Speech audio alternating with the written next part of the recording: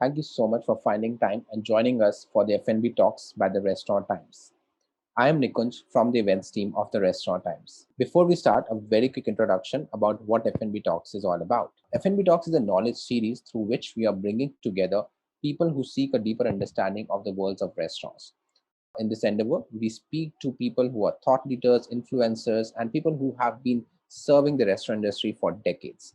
Today, we have with us a very special guest from the UAE, Mr. Tapan Vaidya, CEO of PJP Investments Group.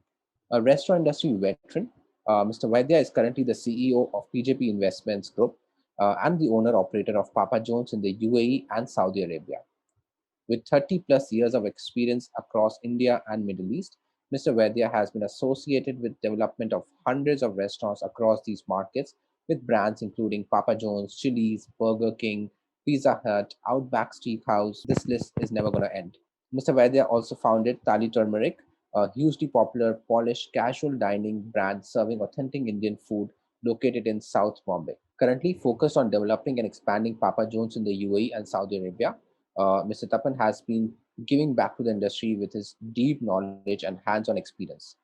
The current crisis that the industry has now faced over a year, Mr. Vaidya has dug deep into it to bring out insights and creative solutions in handling the business in 2021. Welcome to FNB Talks, Mr. Vaidya. Thank you so much for being with us. So let's get going, sir. We like to keep this session focused on getting as much insights we can from you in the next 30 40 minutes. Let's start with some positivity. We have seen that UAE has relaxed the COVID-19 restrictions and has eased the number of diners in restaurants, also social gathering. The market is opening back. And how do you see this trend and sentiment of the restaurant operators in the UAE?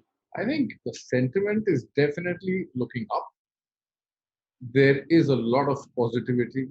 So I think everyone here knows that the leadership is very proactive and decisive. They're not wasting time. They're not wasting resources. They're really taking good decisions. And that is why I think the F&B industry, while suffering globally for the last 1 year, has done very well in UAE to kind of bounce back. There is still some time to go, some miles to go, but I think everything's looking very positive. Thank you so much for sharing that thought. That's wonderful. The next question that I want to ask you is more about Papa John's. Now, we have recently heard that there has been new additions of vegan menu with pizzas such as barbecue no chicken, vegan no Mexican ole, and there's one more, I suppose.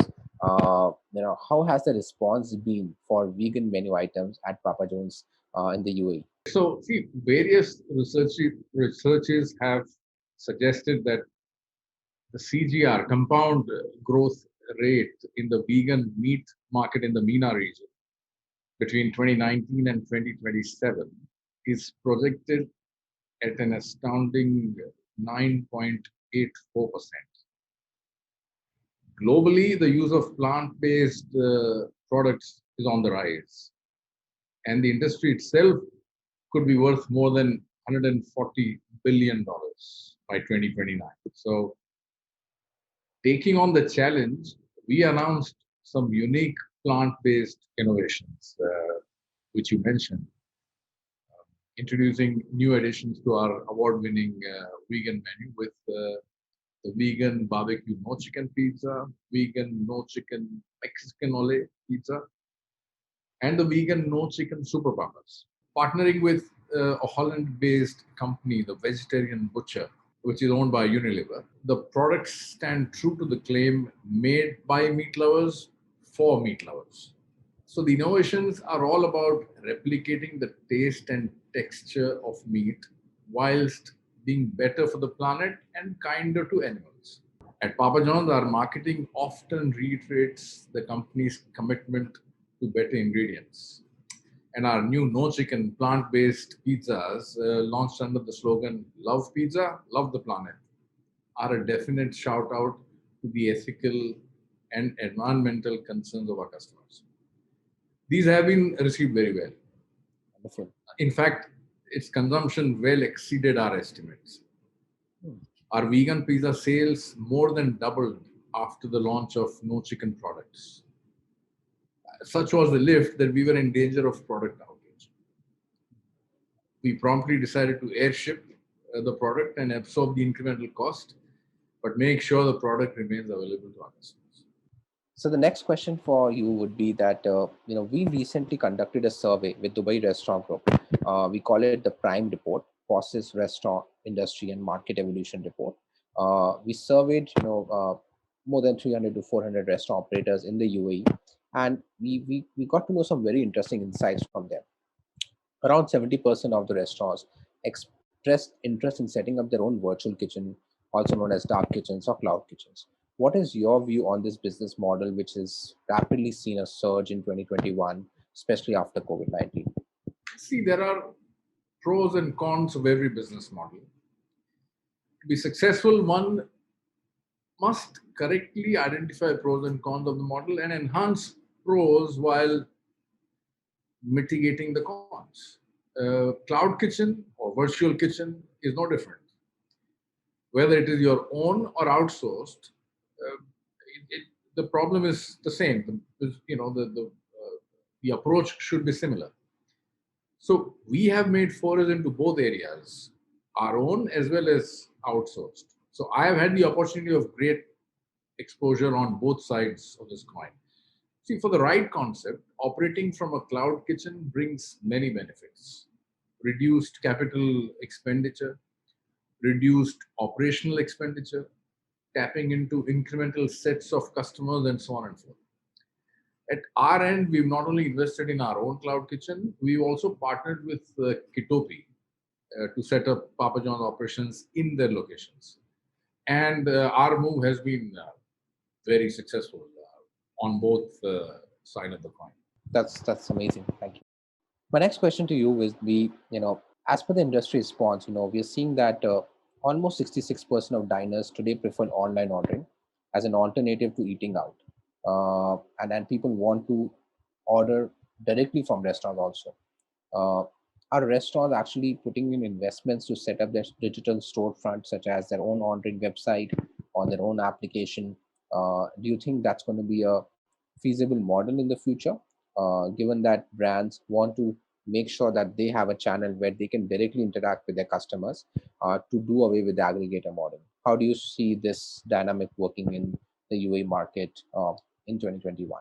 Restaurant operators do not enjoy aggregators that much simply because of the commission they walk away with. But I think the right way of managing this is uh, restaurant operators should have their own revenue stream, direct customers, which they must protect every which way. And at the same time, make sure they have a relationship with aggregators in such a way that there is something left for the operator at the end of the day. And so it is very important to, when you sign on an aggregator, make sure you tick all your boxes so that you are not signing away everything. And so, if the restaurant operators take care of this aspect, the right thing to do is have your customers as well as work with aggregators. Of course, easier said than done, especially for single location operators. But I don't think restaurant operators can operate in isolation. They need to work with aggregators and they need to partake with the benefits that come with working with aggregators. Great. Uh, I'll come to my next question. You rightly touched upon customers being at the center and core of everything that restaurants are doing. Customer retention is one of the key challenges for restaurant industry. Have you made any alterations to your customer reward program? What would be your advice to restaurant operators trying to develop their own customer loyalty program? So, see, we were one of the first brands, actually the first brand to have our own website, online ordering, and our own app. I think we did this the way back in 2013 or 14. And so we've had a solid uh, rewards program. It's called Papa Rewards with Papa Rewards points. And it's not only rewarding, it's very dynamic, allows us to track all movements. We know exactly who's spending what, how much. But more importantly, we know who has the app who's not using the app. So obviously, we try and target all those who have not ordered for say X number of weeks, and then entice them with gifts of pop-up reward points, which they can use within Y number of days. And so this allows you not only to acquire customers directly, but have an ongoing relationship and generate some sense of frequency of orders from these customers. So yes, it is important to have your digital assets. Absolutely. And when it comes to rolling out such reward programs or loyalty points, I'm sure technology becomes a very great enabler to all of this. And technology, of course, not only related to the customer front end, but also at the back end. So I'm also curious to understand that what is your take on technology in the fast casual restaurant space, and tell us more about how you are using technology in the back end of your operations also. Let me go a little bit broad here. See, one of the most talked about understanding these days is that COVID-19 pandemic has accelerated the shift to digitalization by 5 years. I think what we would have seen around the year 2025 in terms of investments and efforts in digital transformation, we're seeing that today, thanks to this pandemic, which has turned consumer behavior completely on its head. Q1 last year, so 2020 Q1, 37% of our orders at Papa John's came in through digital channels. But a strong 63 used conventional means like phoning the call center or showing up at a restaurant to order. But during the second quarter last year, it turned the other way around. So 37 was conventional and 63% was digital. Q3 onwards, this settled at 46% conventional as people started to move out, work from office, and the rest 54% continued to be digital. Now, today, this has now increased to 58% digital. And I expect this will only keep increasing. And that's where the world is going. So we are in a world where technology is at our fingertips. And intertwining technology and customer experience is where successful businesses will be. And pizza being a delivery-centric product, we've continued to do well with technology in every way possible, whether the technology is used by the consumer or us. We have. And so how we are using technology, let me explain. So right from the moment orders come into the restaurant to the time order is delivered or served and the driver is back in the restaurant, all of these phases are touched with technology, are covered by technology. So obviously orders coming through from the app or the website, even if it's taken verbally, it is transmitted through the technology. We use KDS, so we know exactly when, how, what pizza is to be made. The KDS records, the timestamp for every stage. How long is the bake time? When is the pizza cut? When it's boxed, the system knows how long the driver takes. So we have this wonderful term called TTDT, to the door time, from the time order is taken, the time order is delivered at the door. So that's a big KPI for us, which is recorded by technology. But apart from this, our managers, they are all on Microsoft Teams. Hmm. So, I can set up a meeting with we have 62 restaurants in UAE, and we are starting in Saudi in a few, next month actually. So, I can have a conference call with every restaurant manager at the drop of a hat, really. Every employee, now that was restaurant managers, now every employee at Papa John's is on Zoho. In terms of communications, technology has perfectly covered us. But I think the game changer that we have in terms of having the right kind of technology is we use Zenput in our restaurants. So our managers open the restaurant with an opening checklist that is done on a tablet or their own mobile using Zenput. Not only that, we use a special Bluetooth thermometer to check product temperature, and manager cannot lie because that thermometer directly sends data to the app. Not only that, there are certain audits where you need to take a picture, and through the app, the manager must take a picture. He cannot go to the gallery and pick up an old picture. So, it, this is a wonderful tool that our manager, in fact, our managers love it now. So, Yeah. this and something were to go wrong, immediately the red flag will show up, and if it's critical, I'll get an instant alert. And so technology is definitely it's out there. Now, it's up to the aptitude of the operators how far they want to go.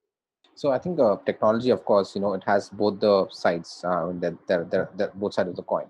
The bigger challenge that we see in a lot of industries, and I'm sure that you have cracked and solved that challenge, like how is that you can bring the best of the technology, but till the time the teams are not actually are able to make the best use of it, it's of no use. But whatever you just mentioned, it seems that the way execution has been done at each level has been flawless. So, how did you go about that to make sure that the entire organization is in sync and there is consistency among the technology stacks that you are implemented across different functions?